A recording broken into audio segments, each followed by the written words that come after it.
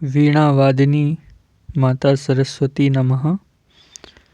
Hello everyone, मेरा नाम है गौरव और आज के इस लेक्चर नंबर 3 में हम मैकेनिकल प्रॉपर्टीज ऑफ सॉलिड्स जो चैप्टर 9 है क्लास 11th फिजिक्स का, उसमें जो मैकेनिकल प्रॉपर्टीज ऑफ सॉलिड्स को डिस्कस आज हम करेंगे। इसका सिलेबस आपका जो सीबीएसई के द्वारा टर्म 2 का जो ये पहला चैप्टर है मैकेनिकल प्रॉपर्टीज ऑफ सॉलिड्स, तो इसका जो सिलेबस है वो हम 2 लेक्चर में पीछे डिस्कस कर चुके हैं। आज हम 3rd लेक्चर में स्ट्रेस स्ट्रेन रिलेशनशिप और पॉइसन्स रेशियो को डिस्कस करेंगे। इलास्टिक बिहेवियर हमने फर्स्ट लेक्चर में डिस्कस किया था। Hooke's law, Young's modulus, bulk modulus और शेयर मॉडुलस ऑफ रिजिडिटी, ये हम लेक्चर नंबर 2 में डिस्कस कर चुके हैं और इलास्टिक एनर्जी हम लोग चौथे लेक्चर में डिस्कस करेंगे। तो अगर आपने पहले और दूसरे लेक्चर देख लिए हैं तो बहुत अच्छी बात है। अगर आप अगर देखना चाहते हैं तो आपको लिंक डिस्क्रिप्शन में मिल जाएगा या फिर आप हमारी प्लेलिस्ट पर जाकर के भी उनको देख सकते हैं। तो आइए आज हम स्ट्रेस स्ट्रेन रिलेशनशिप, जो हम जिसे स्ट्रेस स्ट्रेन कर्व भी बोलते हैं, तो उसको आज डिस्कस करेंगे और उसके बाद पॉइसन्स रेशियो को डिस्कस करेंगे और मेमोरी ट्रिक्स की सहायता से आपको कोई परेशानी नहीं होगी। तो आइए स्टार्ट करते हैं।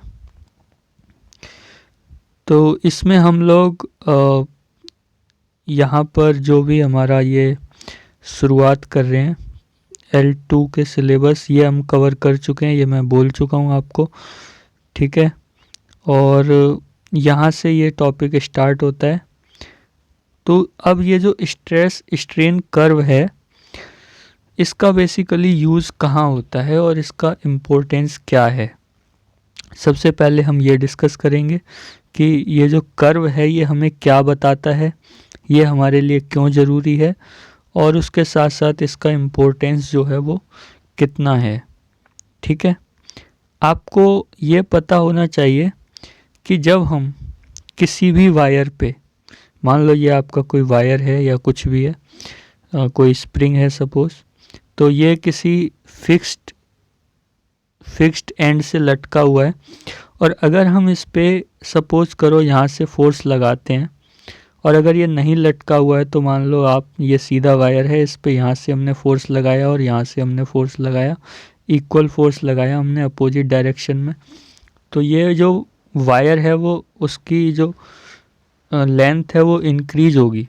तो अगर लेंथ इंक्रीज होगी तो ये किस तरीके से, मतलब कब तक ये हुक्स लॉ को फॉलो करेगी, कब नहीं करेगी, इन सारी चीज़ों को हम यहाँ पे डिस्कस करेंगे इस कर्व में। तो ये जो कर्व है हमारा स्ट्रेस और स्ट्रेन के बीच में बनाया जाता है, ये कर्व, मैं दूसरा कलर यूज़ कर लेता हूँ। तो ये जो स्ट्रेन हमारा एक्स एक्सिस पे होता है और जो स्ट्रेस है वो हमारा वाई एक्सिस पे होता है।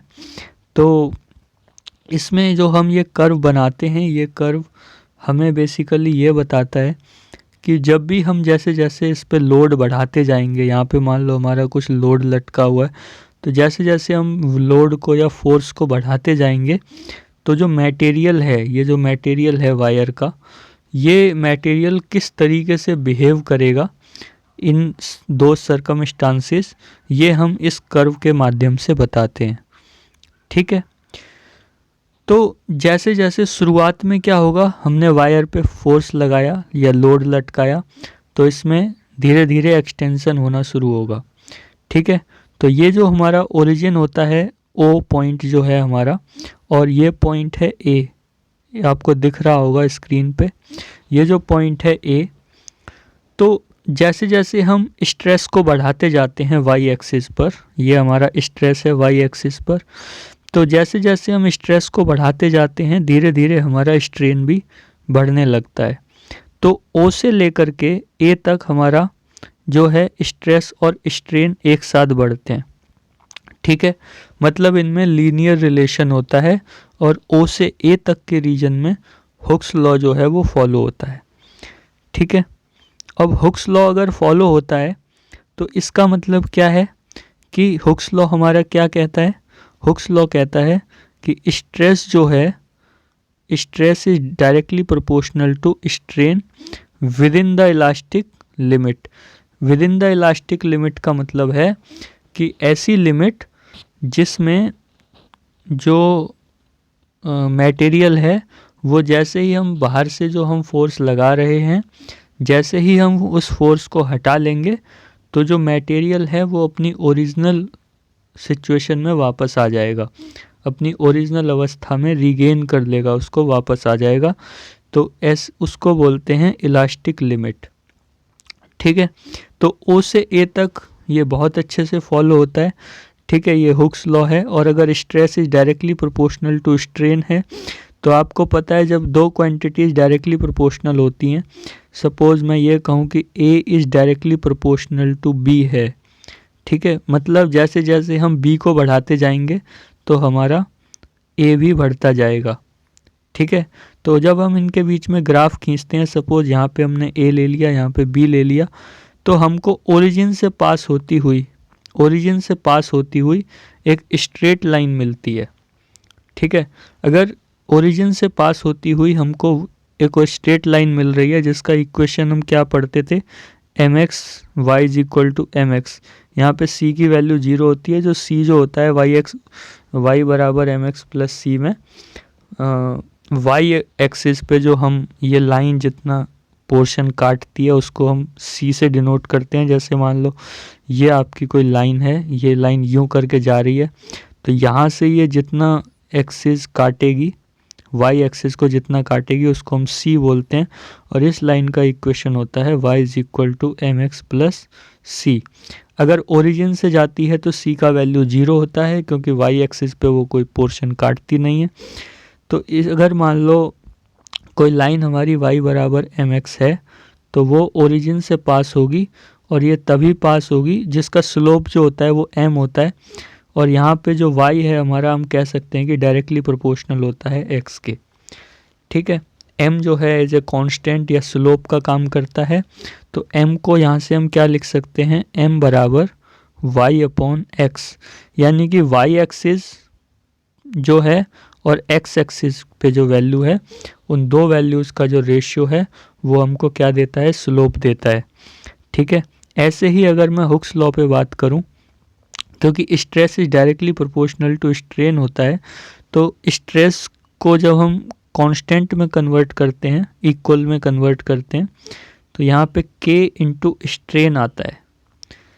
ठीक है, तो अगर मैं इसको y is equal to M X से कंपेयर करूँ तो यहाँ पे y एक्सिस पे हमारा स्ट्रेस हो जाएगा, x एक्सिस पे हमारा स्ट्रेन हो जाएगा, और जो स्लोप है इसकी वो k से डिनोट होगी।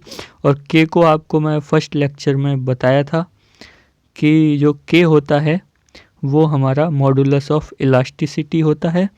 तो k की जो वैल्यू है वो हो जाएगी हमारी स्ट्रेस अपॉन स्ट्रेन। तो ये जो लाइन है स्ट्रेस और स्ट्रेन के बीच में with in the elastic limit, क्योंकि k जो है हमारा इलास्टिक मॉडुलस ऑफ इलास्टिसिटी होता है, इसीलिए जो इन दोनों के बीच में जो लाइन है वो ओरिजिन से पास होगी, और उस जो लाइन का स्लोप है, जो OA जो लाइन है हमारी, ये जो OA लाइन है, ये OA लाइन जो है हमारी स्लोप देगी, किसका स्लोप देगी, स्ट्रेस और स्ट्रेन कर्व का। और यहाँ पर OA रीजन में हमारा जो हुक्स लॉ है, ये जो मैंने लाइन खींच रखी है A से बिल्कुल नीचे, ये वाली जो लाइन है, ये वाली, तो ये जो रीजन है हमारा OA रीजन, जो ट्रायंगल जो बन रहा है, इस रीजन में हमारा हुक्स लॉ जो है प्रॉपरली फॉलो होता है, क्योंकि ये एक इलास्टिक रीजन है। ठीक है, स्ट्रेस जो है वो डायरेक्टली प्रोपोर्शनल होता है, और जो A है वो हमारी प्रोपोर्शनल लिमिट होती है, जो ये बताती है कि किस लिमिट तक हमें जो स्ट्रेस है वो लगाना है जिससे कि वो अपनी स्थिति को रीगेन कर ले और जो हुक्स लॉ है वो फॉलो हो जाए। ठीक है, यहाँ तक कोई प्रॉब्लम? तो जो OA रीजन है उसमें हमारा हुक्स लॉ जो है वो फॉलो होता है, स्ट्रेस जो है डायरेक्टली प्रोपोर्शनल होता है स्ट्रेन के, और A को जो नाम देते हैं हम देते हैं लिमिट ऑफ प्रोपोर्शनैलिटी, और ओ ए का जो स्लोप है वो क्या होता है, स्ट्रेस अपॉन स्ट्रेन, जिसे कहते हैं मॉडुलस ऑफ इलास्टिसिटी। ठीक है, स्ट्रेस क्या होता है हमारा फोर्स अपॉन एरिया, स्ट्रेन क्या होता है डेल्टा एल बाई एल, जहाँ पे जो डेल्टा एल है वो है हमारा चेंज इन लेंथ और increase in length you can say, L जो है हमारा वो ओरिजिनल लेंथ है। ये हम पिछले लेक्चर्स में बहुत अच्छे से डिस्कस कर चुके हैं। तो ओ ए जो है, ये ध्यान रखना कि जो लाइन है ओ ए, ये इससे 45 का एंगल नहीं बनाती है, एक्स एक्सिस से जो है वो 45 का एंगल नहीं बनाती है, थोड़ा ज़्यादा होता है, 90 और 45 से ज़्यादा होता है, 90 से कम होता है। ठीक है, अब क्या होता है, मान लो आपने हुक्स लॉ को फॉलो करा लिया, इस पे लोड लटका करके बहुत अच्छे से, स्ट्रेस भी आया, स्ट्रेन भी आई और सब कुछ हुआ। अब मान लो आप फिर से लोड को बढ़ा देते हो, मतलब फोर्स को बढ़ा देते हो। तो जैसे ही आप फोर्स को बढ़ाओगे तो एक सिचुएशन ऐसी आएगी कि थोड़ा सा फोर्स बढ़ाने पर ही ये जो है इसमें एक्सटेंशन जो है वो ज़्यादा हो जाएगा, जो ये वायर है वो थोड़ी सी ज़्यादा खिंच जाएगी। तो अगर वायर हमारी ज़्यादा खिंच जाएगी तो मतलब हमने स्ट्रेस तो बढ़ाया थोड़ा सा, देख रहे हो आप ए का, ए पॉइंट देखो और सिग्मा वाई के बीच का रीजन देखो। ठीक है, ए तक हमारी स्ट्रेन कितनी बढ़ी थी, इतनी सी बढ़ी थी, लेकिन जैसे ही हमने थोड़ा सा स्ट्रेस बढ़ाया, यहाँ पे स्ट्रेस इतना सारा नीचे तक लगाया था, ओ से लेके और इस पॉइंट तक स्ट्रेस लगाया था, लेकिन हमने जैसे ही थोड़ा सा भी हमने स्ट्रेस को बढ़ाया, मतलब ये जो पॉइंट है मैं इसे ग्रीन कलर से लिखता हूँ, ये जो पॉइंट है इस पॉइंट से और सिग्मा वाई तक जाने में, जो ऊपर का जो पॉइंट है बी तक जाने में हमने स्ट्रेस तो केवल इतना सा बढ़ाया। ठीक है, यहाँ पे हमने इतना सारा स्ट्रेस बढ़ाया था, तो क्या हुआ कि जैसे ही हमने स्ट्रेस को इंक्रीज किया, यहाँ पे स्ट्रेन जो है वो काफ़ी ज़्यादा बढ़ गया, देख रहे हो, मतलब स्ट्रेन जो है यहाँ से लेकर के, यहाँ से लेकर के और यहाँ तक पहुँच गया ओ डैश तक। ठीक है, मतलब हमने स्ट्रेस थोड़ा सा लगाया लेकिन जो हमारा स्ट्रेन था वो काफ़ी ज़्यादा बढ़ गया। ठीक है, तो इस चीज़ से क्या कंक्लूजन निकालते हो आप कि यहाँ पर हुक्स लॉ जो है वो फॉलो नहीं हुआ है, मतलब ए बी का जो रीजन है, ए से बी तक का जो रीजन है वो स्ट्रेट लाइन नहीं है, इसीलिए वहाँ पर हुक्स लॉ फॉलो नहीं हुआ है। लेकिन जो पॉइंट बी है वो एक ऐसा पॉइंट है जहाँ तक उम्मीद जिंदा है, मतलब मेरा कहने का ये है कि जो बी पॉइंट है वहाँ पर इलास्टिसिटी की उम्मीद जिंदा है, मतलब बी वो आखिरी पॉइंट है जहाँ पर अगर हम स्ट्रेस को हटा लें, ठीक है, मतलब बी पॉइंट पे ले जा करके अगर हम इस लोड को हटा लें, ये जो हमने लोड लटकाया है, अगर इस लोड को हटा लें या इस फोर्स को हटा लें तो जो वायर है वो वापस ओ पॉइंट पे अपनी वास्तविक स्थिति को रीगेन कर लेगा। ठीक है, बी तक ये उम्मीद जिंदा होती है वायर के अंदर, भले ए से बी तक जो है हुक्स लॉ फॉलो ना हो रहा हो, लेकिन ए से बी तक इतनी उम्मीद जिंदा होती है, बी के बाद अगर आपने फोर्स बढ़ाया तो वो अपनी वास्तविक जो रियल स्थिति थी उसको रीगेन नहीं कर पाएगी। ठीक है, तो उसको बोलते हैं प्लास्टिक रीजन। ठीक है, बी से आगे का जो रीजन होता है उसे बोलते हैं प्लास्टिक रीजन, और ओ से लेकर के बी तक का जो रीजन होता है जो मैंने डॉट डॉट से दिखाया हुआ है इसको बोलते हैं इलास्टिक रीजन। ठीक है, अब इलास्टिक रीजन और प्लास्टिक रीजन आपको समझ आ गए होंगे, तो इसीलिए जो हमारा ये इलास्टिक रीजन है इस रीजन में हुक्स लॉ भी फॉलो होता है। कहाँ तक फॉलो होता है, पॉइंट ए तक फॉलो होता है, जिसको प्रोपोर्शनल लिमिट या लिमिट ऑफ प्रोपोर्शनैलिटी बोलते हैं, क्योंकि हुक्स लॉ में प्रोपोर्शनैलिटी आती है।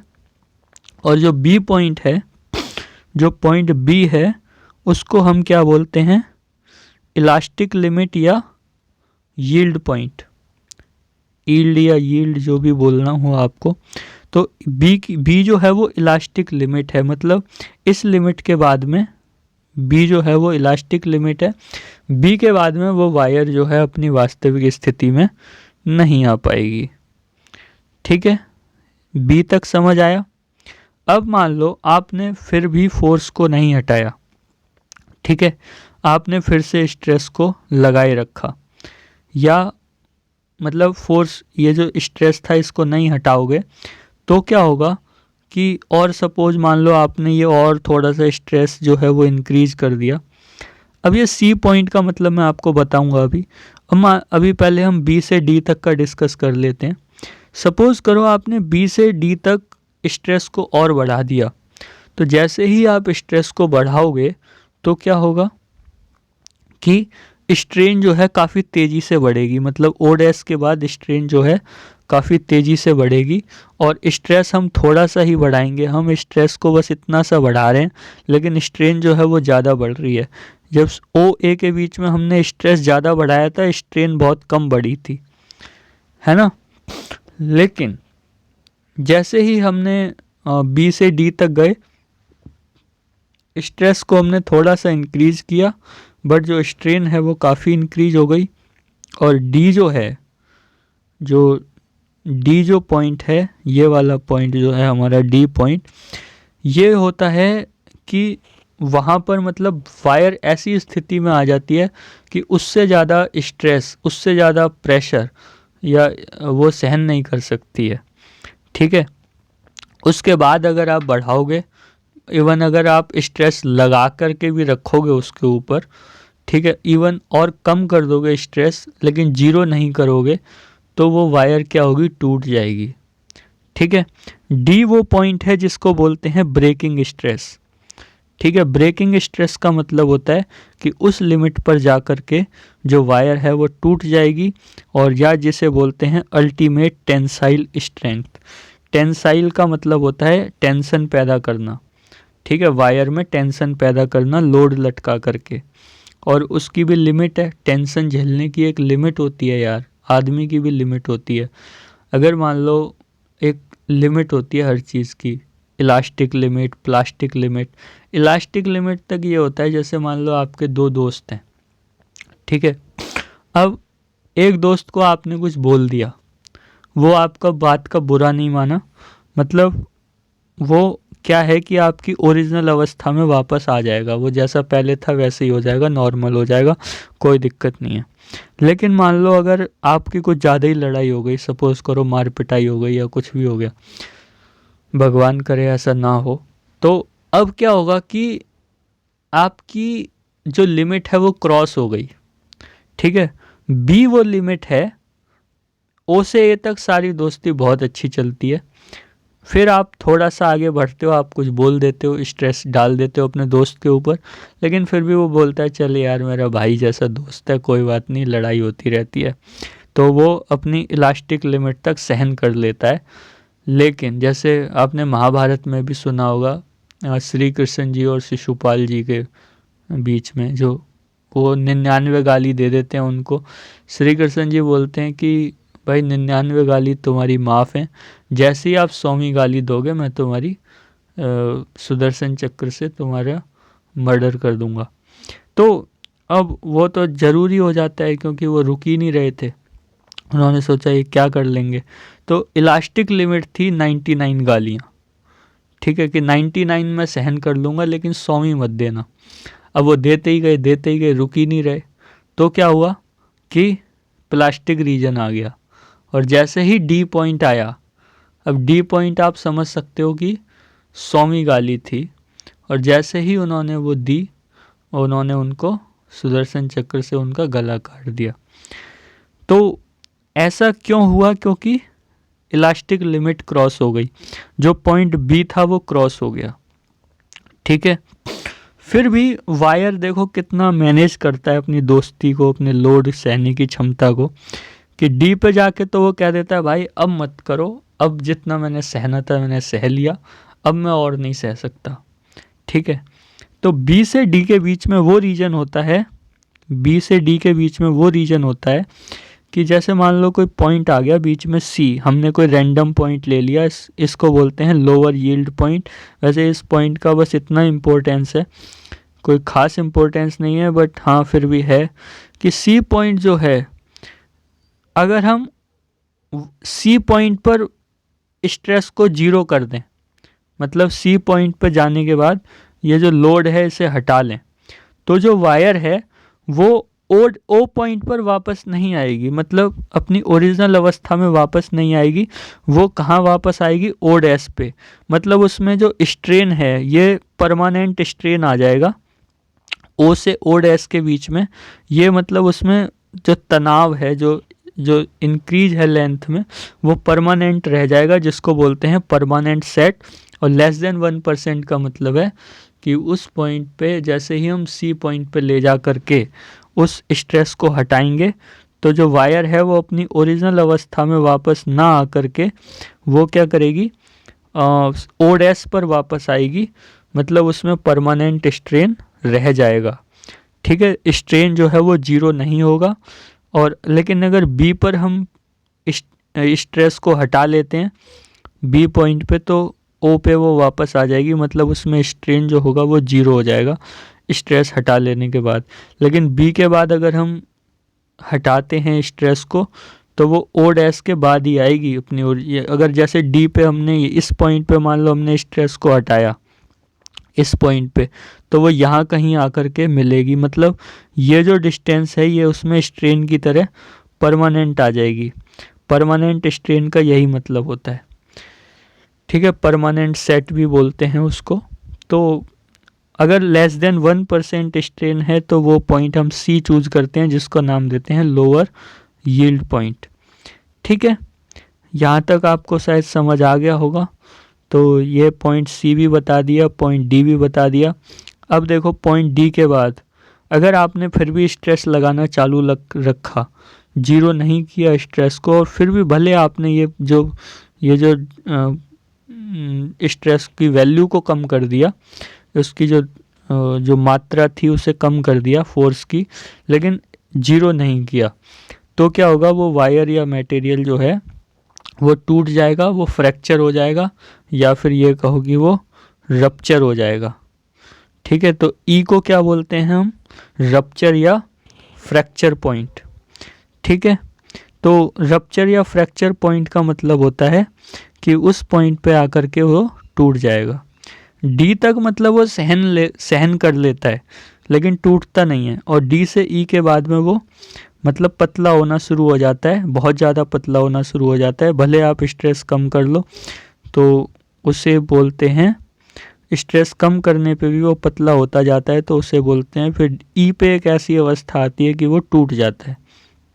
ठीक है, अब डी पे जो स्ट्रेस लग रहा था उसको हम बोलते हैं अल्टीमेट टेंसाइल स्ट्रेस, या उसे सिग्मा यू से डिनोट करते हैं। सिग्मा को आपको पता है स्ट्रेस को हमने डिनोट किया था, और सिग्मा वाई जो होता है उसको बोलते हैं यील्ड स्ट्रेंथ या यील्ड स्ट्रेस।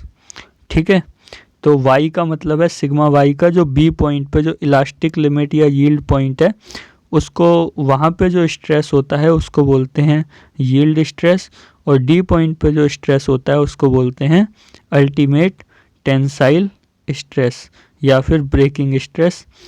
तो आप इसे फ्रेंड्स के फार्मूले से याद रख सकते हो कि एक लिमिट होती है हर चीज़ को सहन करने की। और ये जो कर्व है ना, ये जो स्ट्रेस स्ट्रेन कर्व है, ये मटेरियल टू मटेरियल वेरी करता है।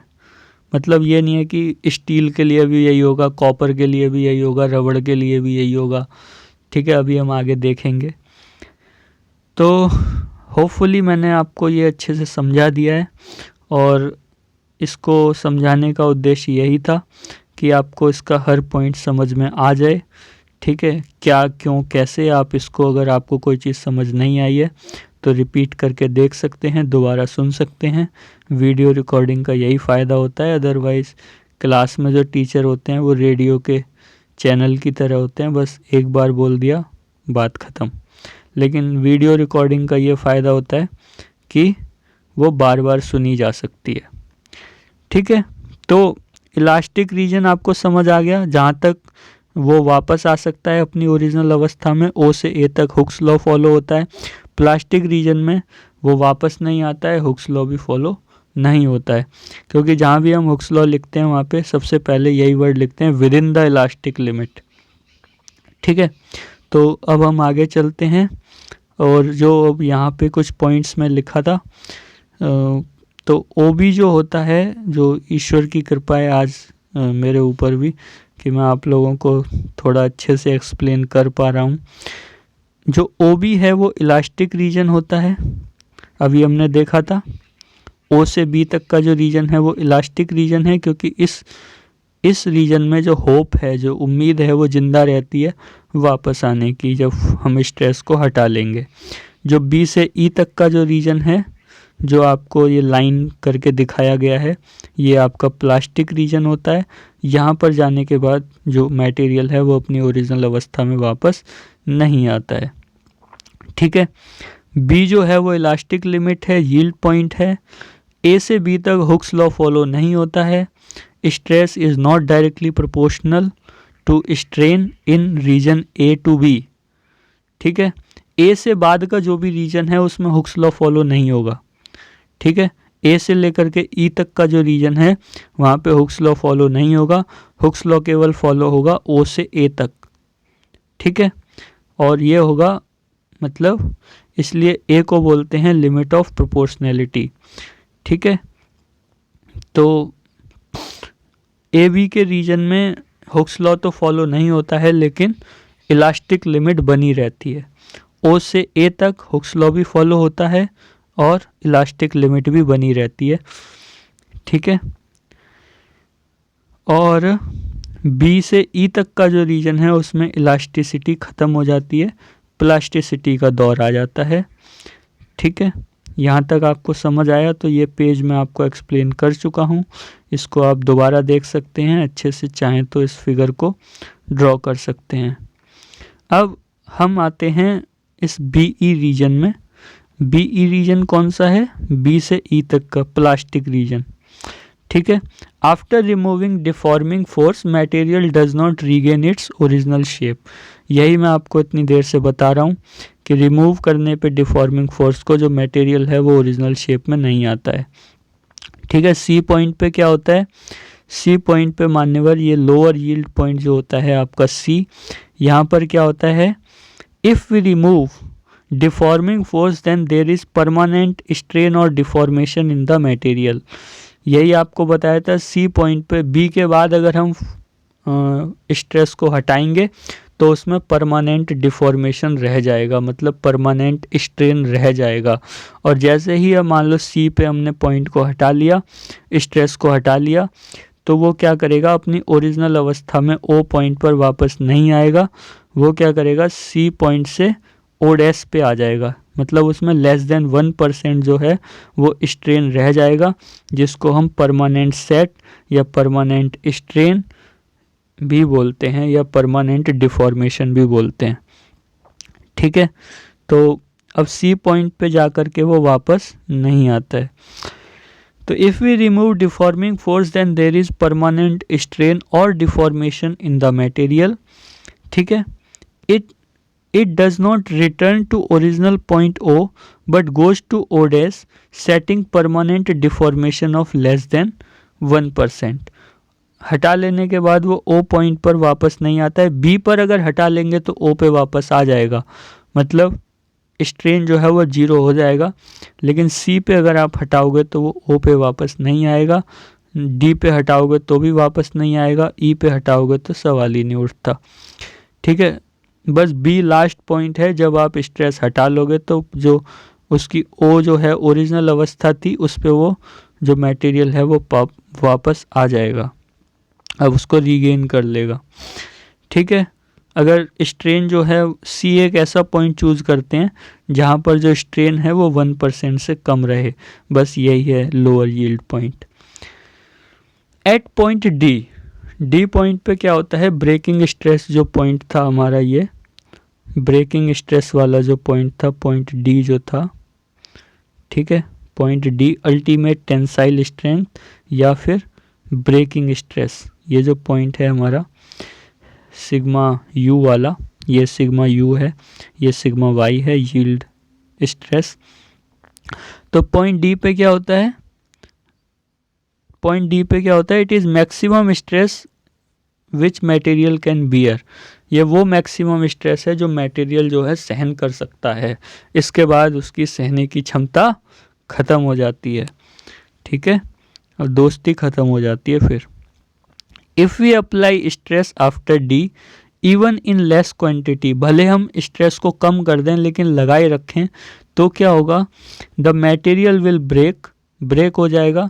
Therefore at D it is called breaking stress, D के बाद में क्या हो जाएगा, स्ट्रेस लगाने पे वो ब्रेक हो जाएगा। डी जो है लास्ट लिमिट है स्ट्रेस को सहन करने की, इसलिए उसको बोलते हैं ब्रेकिंग स्ट्रेस, ठीक है। इवन अगर हमने लेस स्ट्रेस भी लगाया है, पहले से कम स्ट्रेस लगा करके रखा है, तो वो भी जो मटेरियल को पतला कर देगा, मतलब उसे पतला करते करते एक लिमिट आएगी ई पॉइंट पे एक ऐसी लिमिट आएगी, फ्रैक्चर हो जाएगा और वो जो तार है या वायर है जो भी है वो टूट जाएगी, ठीक है, समझ आ गया। ई पे क्या होगा, मटेरियल विल ब्रेक, ठीक है। अब देखो, अगर मान लो ये धीरे धीरे करके टूटता है तो ऐसे मटेरियल को बोलते हैं डक्टाइल मटेरियल, और अगर वो एकदम से टूट जाता है थोड़ा सा ही मतलब स्ट्रेस लगाने पे, तो उसको बोलते हैं ब्रिटल, ठीक है। ये आपके एनसीईआरटी में 2 वर्ड दिए हुए हैं, ब्रिटल और डक्टाइल, ठीक है। अगर रीजन डीई में डीई रीजन स्मॉल हो, मतलब जैसे हमने ये मैक्सिमम लिमिट आई, अभी मैं आपको दूसरे कलर से दिखाता हूँ, डी पॉइंट पे मैक्सिमम लिमिट आई और यहीं पे इतने से स्ट्रेस में ही, मतलब इतने से स्ट्रेस में ही क्या हुआ, वो टूट गया, ठीक है। मान लो इसका एक मटेरियल का ई पॉइंट यहाँ पर है, दूसरे का यहाँ पर है, तो ऊपर जिसका होगा ई पॉइंट, इसे मैं 1 नाम दे देता हूँ, इसे 2 नाम दे देता हूँ, तो 1 की जगह पे जिसका ई पॉइंट होगा वो जल्दी टूट गया, ठीक है, और जो ई जिसका 2 पॉइंट तक जो पहुंच गया मटेरियल, वो क्या है, देर में टूटा है, ठीक है। तो जब डीई की लेंथ अगर लंबी है तो क्या है, वैसे मटेरियल को बोलते हैं डक्टाइल, DUCTILE। इसका एग्जाम्पल ले सकते हो आप, जैसे कॉपर वायर है, एल्युमिनियम की वायर है, और एल्युमिनियम की वायर है, या फिर आपका स्टील की वायर है, स्टील FE।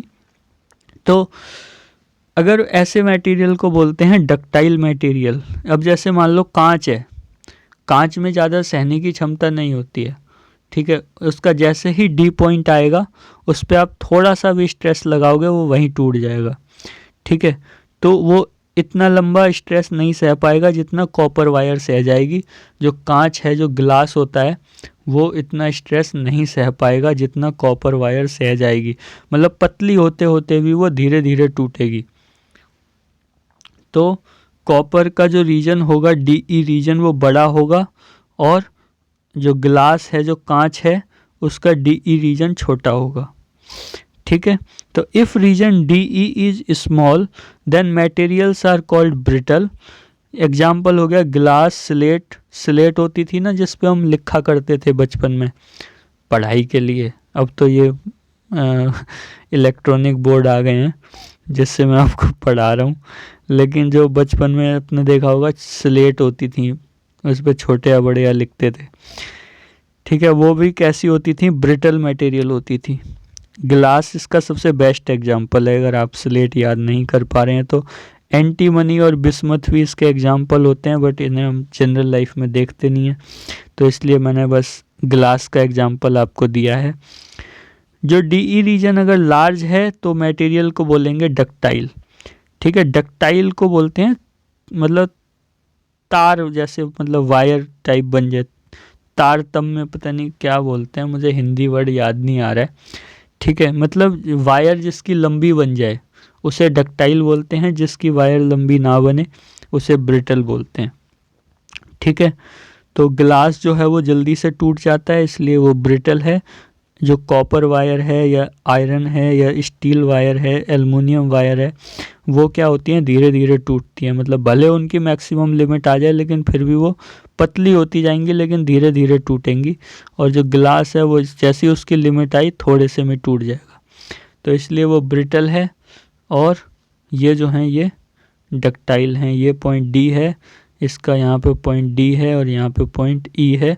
ये थोड़े से में टूट जाएगा इसलिए ब्रिटल होता है, और देर में टूटेगा इसलिए डक्टाइल होता है। ठीक है, ये आपको मैं बता चुका हूँ। सिग्मा वाई जो होता है वो यील्ड स्ट्रेंथ ऑफ मटेरियल होता है, sigma you ultimate tensile strength of material होता है। अब आपके आते हैं इलास्टोमर्स। इलास्टोमर्स क्या होते हैं? इलास्टोमर्स ऐसे मटेरियल होते हैं जो हुक्स लॉ को फॉलो नहीं करते। ठीक है, मतलब जिनमें कम स्ट्रेस पे भी स्ट्रेन ज़्यादा प्रोड्यूस हो सकती है। और मतलब जैसे रबड़ है, ठीक है, रबड़ क्या है, इसका कोई इलास्टिक रीजन कोई वेल डिफाइंड नहीं है। ठीक है, ना इसका इलास्टिक रीजन वेल डिफाइंड है, ना प्लास्टिक रीजन वेल डिफाइंड है कि ये कहाँ पे जाके टूटेगी। No well defined plastic region. ऐसे मटेरियल्स को इलास्टोमर्स बोलते हैं। रबड़ इसका आप एग्जाम्पल याद रख लीजिए। Materials which can be stretched to cause large strain. ऐसे मटेरियल जिनमें लार्ज स्ट्रेन करने पर भी, मतलब ज़्यादा स्ट्रेस हमने लगा दिया, लार्ज स्ट्रेन पैदा हो गया, चाहे कम स्ट्रेस से हुआ या ज़्यादा स्ट्रेस से हुआ उससे मतलब नहीं है, लेकिन वो जो है वो टूटते नहीं है, मतलब उनमें लचीलापन ज़्यादा होता है। ठीक है, तो जिसमें लचीलापन ज़्यादा होता है, रबड़ है जैसे, ऐसे मटेरियल्स को बोलते हैं इलास्टोमर्स। ठीक है, ये जो है ऑर्टा, इसे कैसे प्रोनाउंस करते हैं, AORTA, ये हमारे जो हार्ट है उससे ब्लड को लेकर के जाती हैं। Large tube carrying blood from the heart. तो जो ये नस नाड़ियाँ जो भी अंदर होती हैं, मुझे एग्जैक्टली बायोलॉजी की इतनी नॉलेज है नहीं है, तो ऑर्टा जो होते हैं ये हमारे हार्ट में जो मतलब वो ब्लड को ले जाने वाली जो जो ट्यूब होती हैं उनको बोलते हैं। तो वो भी काफ़ी लचीली होती है, मतलब कभी इंसान भाग रहा है तो उनमें ज़्यादा ब्लड फ्लो होगा, और कभी लेटा हुआ है, आलसी बना हुआ है, तो उनमें कम ब्लड फ्लो होगा। तो वो मतलब ब्लड जितना फ्लो हो रहा है उसके हिसाब से वो खुद को स्ट्रेच करके वो मतलब वो एडजस्ट कर लेती हैं। ठीक है, तो उनको भी इलास्टोमर्स बोलते हैं। इनका जो स्ट्रेस स्ट्रेन कर्व होता है ये हुक्स लॉ को फॉलो नहीं करता है, ये सीधा एक मतलब जाता है, इसका कोई भी प्लास्टिक रीजन डिफाइंड नहीं है, प्रॉपरली डिफाइंड नहीं है। तो होपफुली आपको ये इलास्टोमर्स भी समझ आ गए होंगे। अब थोड़ा आगे बढ़ते हैं। अगला टॉपिक है हमारा पॉइसन्स रेशियो। ठीक है, पॉइसन्स रेशियो पिछली बार लेक्चर नंबर 2 में जो थे हम डिस्कस नहीं कर पाए थे। ठीक है, पॉइसन्स रेशियो जो है वो साइमन पॉइसन ने इसकी खोज की थी। उन्होंने क्या ऑब्जर्व किया था कि with in the elastic limit जो लेटरल स्ट्रेन होती है वो लॉन्गिट्यूडनल स्ट्रेन के डायरेक्टली प्रोपोर्शनल होती है।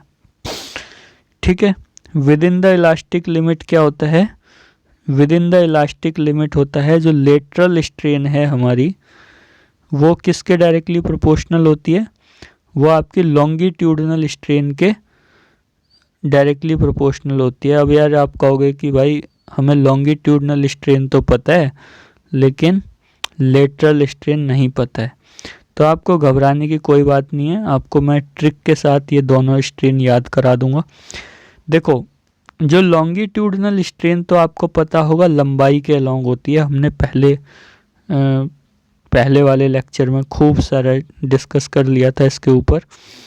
ये आपकी कोई वायर है, ठीक है, मान लो इसका सपोज डायामीटर है कुछ ऐसे करके, ये डायामीटर है d, इसका डायामीटर d है। ठीक है, अब आप इसके ऊपर अगर फोर्स लगाते हो, इधर भी फोर्स लगाते हो, ऊपर नीचे भी फोर्स लगाते हो F, ठीक है, बराबर फोर्स लगाते हो, अपोजिट डायरेक्शन में लगाते हो। अब लॉन्गिट्यूडनल स्ट्रेन में हमने क्या डिस्कस किया था कि जो उसकी लंबाई है, जो इसकी लेंथ है वो बढ़ जाएगी। ठीक है, लेकिन मेरे भाई बहन जो भी हैं, आप ज़रा ये सोचिए कि अगर आप बड़े हैं मुझसे तो आप सम्मान के आदरणीय, आपके लिए वर्ड मैं यूज़ करूँगा, तो इसकी लेंथ जो है वो बढ़ जाएगी। अगर छोटे हैं तो भी आप भाई बहन की कैटेगरी में आ सकते हैं। जो फोर्स है वो हमारी, जैसे जैसे हम फोर्स को लगाएंगे, इंक्रीज करेंगे, तो हमारा क्या होगा, लेंथ जो है वो इंक्रीज हो जाएगी। और जो डायमीटर है वो, अब ये तो हमने डिस्कस कर लिया था कि जो लेंथ है वो इंक्रीज हो जाएगी, जिसको हम क्या बोलेंगे, लॉन्गिट्यूडनल स्ट्रेन बोलेंगे। मतलब लंबाई के अलॉन्ग जो है वो लॉन्गिट्यूडनल स्ट्रेन पैदा हो जाएगी। ठीक है, लेकिन आपको ये भी पता होना चाहिए कि अगर हम खींच रहे हैं तो इसका जो डायामीटर है, जो वायर का जो डायामीटर है वो क्या होगा, कम हो जाएगा। ठीक है, तो डायामीटर में भी कुछ कमी आएगी। जो डायामीटर में जो चेंज आएगा और ओरिजिनल डायामीटर के रेशियो को हम बोलते हैं लेटरल स्ट्रेन। क्या बोलते हैं, लेटरल स्ट्रेन। देखो लॉन्गिट्यूडनल जो है वो लंबा वर्ड है, जो लॉन्गिट्यूडनल वर्ड है ये लॉन्गिट्यूडनल लेटरल से लंबा वर्ड है। तो ये लॉन्गिट्यूडनल किसके अलॉन्ग होती है, लंबाई के अलॉन्ग।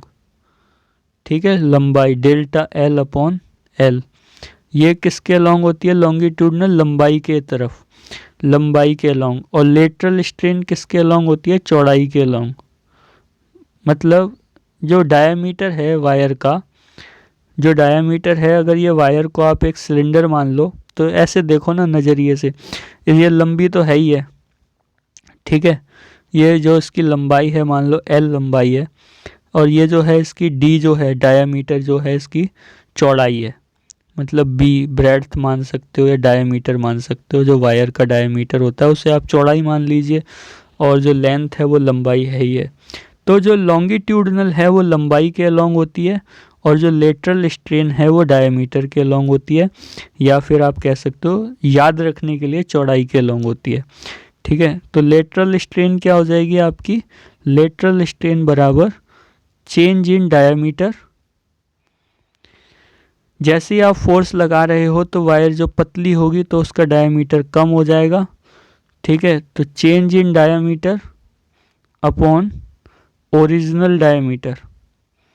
तो जो change in diameter upon original diameter है ये आपका क्या कहलाएगा, आपका लेटरल स्ट्रेन कहलाएगा, और इसकी भी कोई यूनिट नहीं होगी, ना कोई डायमेंशन होगी।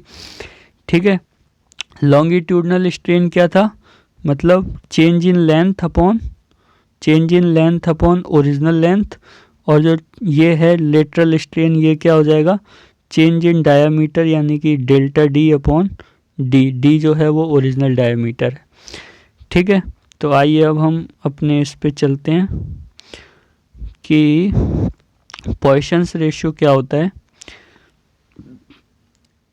तो पॉइसन ने क्या ऑब्जर्व किया था कि with in the elastic limit क्या होता है, with in the elastic limit अगर हम किसी की लंबाई को बढ़ा रहे हैं तो वो वायर क्या होती है, पतली होती जाती है। अगर लंबाई बढ़ रही है तो लेटरल स्ट्रेन भी बढ़ रही है। ठीक है, अगर लंबाई में चेंज हो रहा है तो उसके डायमीटर भी चेंज हो रहा है, लेकिन जो वॉल्यूम है वो क्या रहता है, कांस्टेंट रहता है। हमने जो टेबल जब डिस्कस की थी उसमें डिस्कस किया था, जो 9.4 जो टेबल थी उसमें लेक्चर नंबर 2 में, तो उसमें डिस्कस किया था कि अगर ये वॉल्यूम है इसमें वो कांस्टेंट रहता है, तो एरिया इनटू लेंथ जो है वो कम, वो तो फिक्स रहेगा। देखो ऐसे होता है, जो वॉल्यूम है, वॉल्यूम जो है वो क्या रहता है, कांस्टेंट रहता है। तो ये क्या होता है, एरिया इनटू लेंथ। ठीक है, एरिया इनटू लेंथ है वो क्या है, कांस्टेंट है। तो अगर आप लॉन्गिट्यूडनल स्ट्रेन को बढ़ा रहे हो, ठीक है, तो एल को अगर आप इंक्रीज कर रहे हो तो एरिया क्या होगा, कम हो जाएगा, तभी ये कांस्टेंट रह पाएगा। अगर लंबाई को बढ़ा रहे हो तो एरिया क्या हो जाएगा, कम हो जाएगा, और एरिया क्या होता है, पाई आर स्क्वायर। ठीक है, और ये है एल। तो अगर आप एल को इंक्रीज़ कर रहे हो, ठीक है, अगर आप एल को इंक्रीज़ कर रहे हो तो इसका मतलब है कि जो रेडियस है वो कम हो जाएगी, और अगर रेडियस कम हो जाएगी तो इसका मतलब यही है कि डायमीटर कम हो जाएगा। जो तो अगर आप किसी की लंबा कर रहे हो उसे तो वो पतला हो जाएगा, ठीक है, और अगर आप किसी की लेंथ को कम कर रहे हो तो वो कॉम्प्रेस कर रहे हो लेंथ कम करके, तो उसकी रेडियस जो है वो बड़ी हो जाएगी, क्योंकि वॉल्यूम को फिक्स रहना है, ठीक है। तो इसलिए जहाँ पे जो कांस्टेंट आता है lateral strain is directly proportional to longitudinal strain, अगर आप लंबा कर रहे हो तो वो पतला हो जाएगा, ये मतलब है इस लाइन का। और यहाँ पर जो कांस्टेंट आता है उसको पॉइसन्स रेशियो कहते हैं। तो लेटरल स्ट्रेन, तो अगर आप इसे इक्वल में लिखोगे तो क्या आएगा, lateral strain is equal to Poisson's ratio into longitudinal strain. तो यहाँ से आप क्या लिख सकते हो, पॉइसन्स रेशियो को आप लिख सकते हो lateral strain upon longitudinal strain, ठीक है। अब आपकी लेटरल स्ट्रेन क्या होती है, डेल्टा डी बाई डी, और जो लॉन्गिट्यूडनल स्ट्रेन होती है वो होती है डेल्टा एल बाई एल, ठीक है। तो आप इनको रीशफल करके आपको ये मिल जाएगा, डेल्टा डी ऊपर रह जाएगा, डेल्टा एल नीचे आ जाएगा, एल अपॉन डी हो जाएगा, ठीक है। तो आपको इतना समझ आ गया होगा। और यहाँ से ये मैं याद करने का बस ट्रिक लिखा था कि लेटरल स्ट्रेन जो है वो डायमीटर में होती है, चौड़ाई में होती है, खींचने पर वायर पतली हो जाती है, परपेंडिकुलर टू अप्लाइड फोर्स होती है। ये लाइन मैं आपको एक्सप्लेन कर देता हूँ। देखो, जो जैसे आपने ये वायर की लेंथ है और ये इसका ऐसे करके मान लो ये डायमीटर है डी, और ये जो है इसकी लेंथ है एल, ठीक है। तो जब आप इसके ऊपर फोर्स लगाओगे, ठीक है, जब आप इसके ऊपर फोर्स लगाओगे, मान लो आपने ऐसे करके फोर्स लगाया और ऐसे करके फोर्स लगाया इधर और इधर, ठीक है, तो लंबाई भी इधर ही बढ़ेगी, तो डेल्टा एल किधर होगा, इधर। मतलब जो लॉन्गिट्यूडनल स्ट्रेन है, जो लॉन्गिट्यूडनल स्ट्रेन जो है वो क्या होती है, parallel to applied force, parallel to applied force. जो हमारी लॉन्गिट्यूडनल स्ट्रेन जो पैदा होती है वो अप्लाइड फोर्स की डायरेक्शन में पैदा होती है, ठीक है। लेकिन जो लेटरल स्ट्रेन है वो कहाँ पैदा हो रही है, डायमीटर में पैदा हो रही है, मतलब चौड़ाई में पैदा हो रही है, ठीक है। तो इस बात का क्या मतलब है कि अगर लेटरल स्ट्रेन डायमीटर में पैदा हो रही है, डायमीटर क्या है, ये डायमीटर है डी जो है, ठीक है। तो लेटरल स्ट्रेन कैसी होती है, अगर फोर्स हम ऐसे नीचे को लगा रहे हैं, फोर्स ऐसे लगा रहे हैं तो डायमीटर मतलब परपेंडिकुलर पैदा हो रही है। तो जो लेटरल स्ट्रेन है, लेटरल स्ट्रेन जो है वो perpendicular to the applied force होती है। मतलब परपेंडिकुलर को मैंने ऐसे लिख दिया है शॉर्ट में, परपेंडिकुलर टू अप्लाइड फोर्स, ठीक है। तो अगर ये परपेंडिकुलर टू अप्लाइड फोर्स है तो लेटरल स्ट्रेन क्या हो गई, अलोंग द डायमीटर हो गई, और लॉन्गिट्यूडनल स्ट्रेन क्या हो गई, पैरेलल टू अप्लाइड फोर्स हो गई, और ये क्या हो गई, परपेंडिकुलर टू अप्लाइड फोर्स।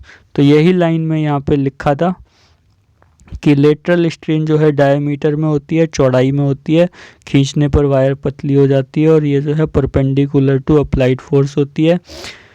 अगर डायमीटर में कमी जो है वो डेल्टा डी है, ओरिजिनल डायमीटर डी है, खींचने पर लेटरल स्ट्रेन क्या हो जाएगी, डेल्टा डी अपॉन डी हो जाएगी। और लॉन्गिट्यूडनल स्ट्रेन जो है वो क्या होती है, अलोंग द लेंथ होती है, और ये देखो पैरेलल टू अप्लाइड फोर्स होती है, ये आपको बता दिया है अभी। लंबाई में चेंज होता है इसलिए इसको डेल्टा एल अपॉन एल बोलते हैं। लेटरल स्ट्रेन और लॉन्गिट्यूडनल स्ट्रेन के रेशियो को पॉइसन्स रेशियो बोलते हैं।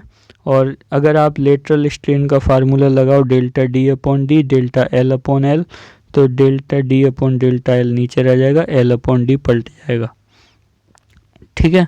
अब स्टील्स के लिए जो है पॉइसन्स रेशियो की वैल्यू 0.28 से 0.3 के बीच में होती है। एल्युमिनियम के लिए ये 0.33 होती है। ठीक है, तो होपफुली आपको ये पॉइसन्स रेशियो का टॉपिक भी पूरी तरह से क्लियर हो गया होगा। एनसीईआरटी का आपका कुछ बचेगा नहीं अगर आप इन लेक्चर्स को देख रहे हो।